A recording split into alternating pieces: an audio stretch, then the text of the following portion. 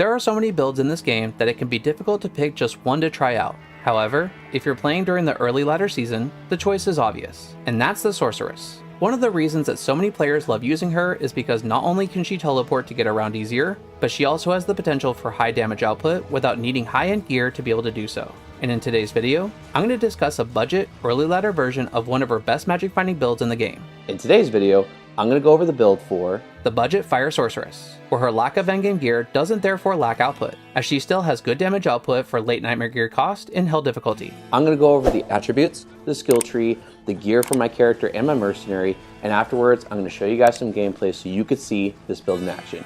But do keep in mind that when it comes to this build, there are different ways you can be able to gear the character depending on your needs, whether you're trying to go for maximum DPS, you're trying to do a magic find character, or a hybrid of the two. Just keep in mind when it comes to looking at the gear choices that I'm going to be choosing, that you can choose alternative gear depending on the demand that you have for your build. Now let's go ahead and get into the video.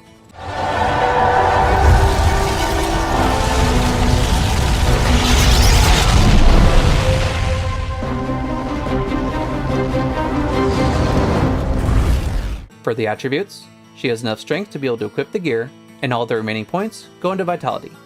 For the skill trees, starting with the cold spells, she has just 1 point into frozen armor, then moving on to the lightning skill tree, she has 1 point into static field, telekinesis, and teleport to get around easier. Then lastly, for the fire spells, there's 1 point into warmth, then a maxed out firebolt, fireball, meteor, and fire mastery. Fireball will be the primary source of dealing damage, and meteor is great to use for larger crowds, especially since it has AoE damage from its initial impact.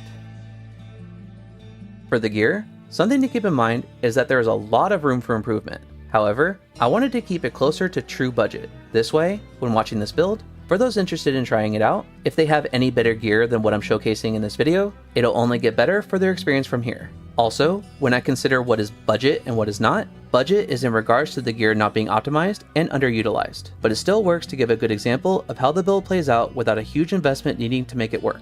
And this build is centered around the idea of players already completing Hell difficulty, as I originally tried a character level 60 setup, and unfortunately it didn't work well at all at that character level, at least for me. So I made him level 75 for the additional boost to attributes, skill tree points, as well as to open up more gear choices in comparison. I tried to keep this as budget as I could within reason of what you could drop during a playthrough, or what would take minimal farming to be able to find. Her helm is lore for the plus to skills, energy, lightning resistance, and mana after each kill that looks low, but can really stack up if taking out large mobs. Her amulet is a magic plus to sorceress skills amulet. Her body armor is stealth, which has faster run walk, faster cast rate, dexterity, and poison resistance. Her weapon and shield are dual spirits. They have plus to skills, faster cast rate, faster hit recovery, vitality, mana, and the shield has all but fire resistance. The boots are Alder's Advance for the life and fire res. The first ring is a cold resistance ring.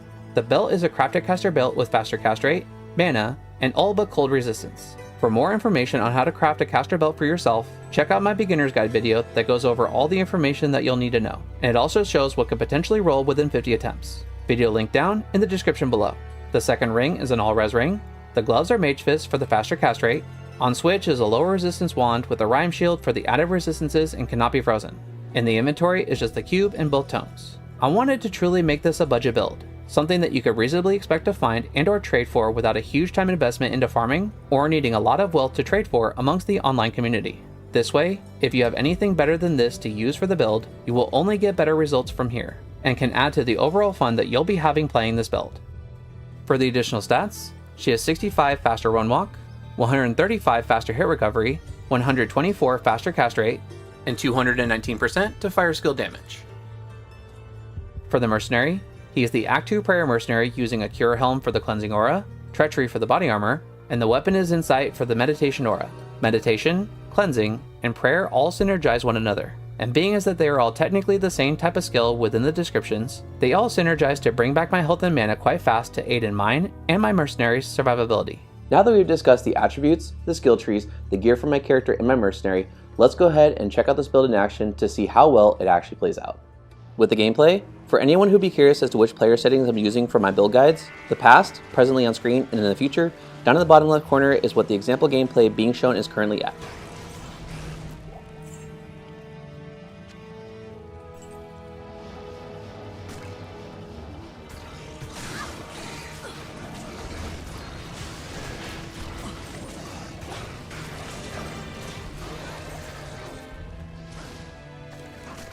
This build has some select areas that it can handle quite well over others, such as when farming in Dariel. The pits can also be a great level 85 area to farm with this character to potentially drop everything in the game. Anything immune can be dealt with by the Mercenary, cast Static Field, and then have the Mercenary take over to handle them, and then continue on.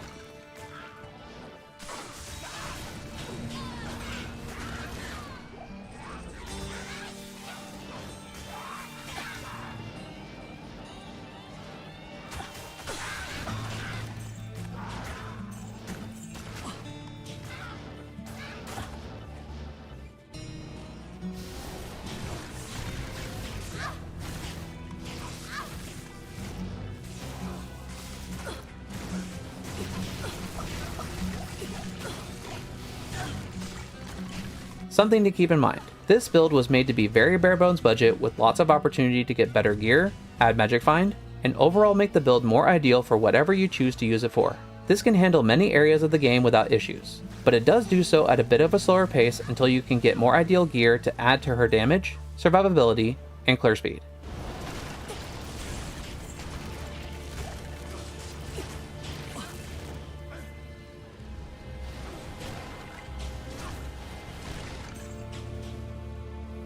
Another great place with this build is the Mausoleum, especially with how slow the enemies are. This not only is a great level 85 area, but it also is very safe and quick to farm through.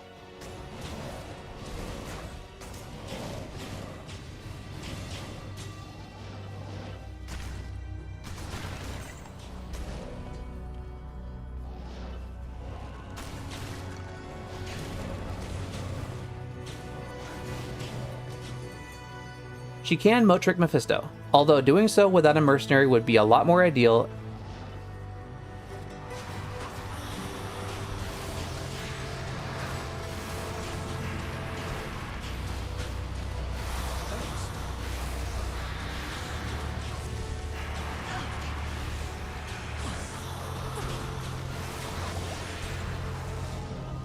However, if you just go straight up to Mephisto, he is quite easy to still take out.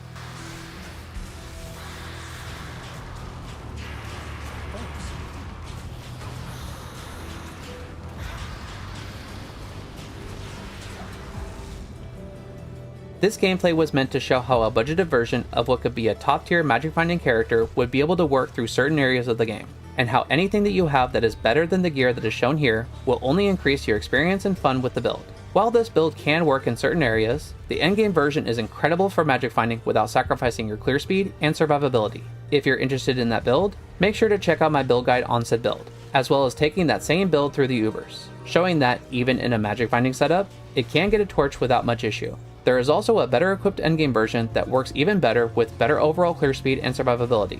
I'll have all three of those videos linked down in the description below.